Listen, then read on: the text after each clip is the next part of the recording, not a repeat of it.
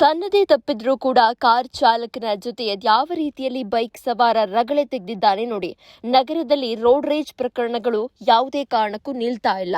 ಚಲಿಸ್ತಾ ಇದ್ದ ಕಾರ್ನ ಮುಂಭಾಗದಲ್ಲಿ ಏಕಾಏಕಿಯಾಗಿ ಬೈಕ್ ಸವಾರ ಬರ್ತಾನೆ. ಈ ಸಂದರ್ಭದಲ್ಲಿ ಕಾರ್ ಬೈಕ್ಗೆ ಗುದ್ದತ್ತೆ. ನಡು ರಸ್ತೆಯಲ್ಲಿ ಕಾರ್ ಗುದ್ದಿ ಬಿದ್ದಂತಹ ಬೈಕ್ ಸವಾರ ಏಕಾಏಕಿಯಾಗಿ ಅಲ್ಲಿಂದ ಎದ್ದು ಬಂದು ಬೈಕ್ನ ಅಲ್ಲೇ ಬಿಟ್ಟು ಕಾರ್ ಚಾಲಕನ ಜೊತೆಗೆ ಮಾತಿಗೆ ಮಾತು ಬೆಳೆಸಿ ವಾಗ್ವಾದವನ್ನು ನಡೆಸ್ತಾನೆ. ನಿನ್ನೆ ಸಂಜೆ ಮೈಸೂರು ರೋಡ್ ಗೋಪಾಲನ್ ಮಾಲ್ ಮುಂಭಾಗದಲ್ಲಿ ನಡೆದಿರುವಂತಹ ಘಟನೆ ಇದು. ದೃಶ್ಯವನ್ನ ಗಮನಿಸಿದಾಗ ಕೂಲಂಕುಷವಾಗಿ ಹೇಳಬಹುದು.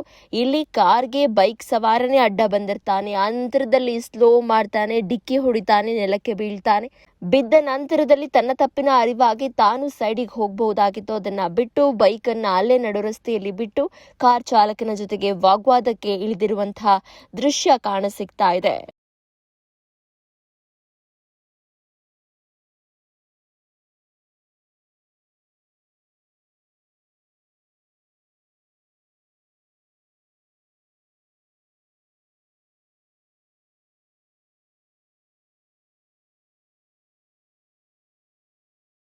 ಜೀನಿ ಸ್ಲಿಮ್ ರೆಫರ್ ಮಾಡ್ಬೇಕಾದ್ರೆ ಕಾರಣ ಏನಂದ್ರೆ ವೇಟ್ ಲಾಸ್ ಸಲುವಾಗಿ ನನ್ ಬಾಳ ಜನ ಕೇಳಿದ್ರು. ಫಸ್ಟ್ ನಾನ್ ತಗೊಂಡು ನನಗೆ ರಿಸಲ್ಟ್ ಬಂದ್ಮೇಲೆ ಆಮೇಲೆ ನಾನು ಜೀನಿ ಸ್ಲಿಮ್ ಇನ್ನೊಬ್ಬರಿಗೆ ಪ್ರಿಪೇರ್ ಮಾಡಿದ್. ಸುಸ್ತಾಗೋದು ಕಡಿಮೆ ಆಯ್ತು, ವೀಕ್ನೆಸ್ ಅದು ಏನೂ ಇಲ್ಲ, ಪೂರಾ ಹೆಲ್ದಿ ಅದೇನೆ. ವೇಟ್ ಜಾಸ್ತಿ ಇರೋರಲ್ಲಿ ಏನೇ ಡೌಟ್ ಇಲ್ಲದೆ 100% ಬಳಸಬಹುದು. ಪ್ರತಿದಿನ ನಮ್ಮ ಜೀನಿ ಸ್ಲಿಮ್ ನ ಯೂಸ್ ಮಾಡಿ ಯಾವುದೇ ಸೈಡ್ ಎಫೆಕ್ಟ್ ಇಲ್ದಂಗೆ ನೀವು ಸಣ್ಣ ಆಗ್ತೀರಾ.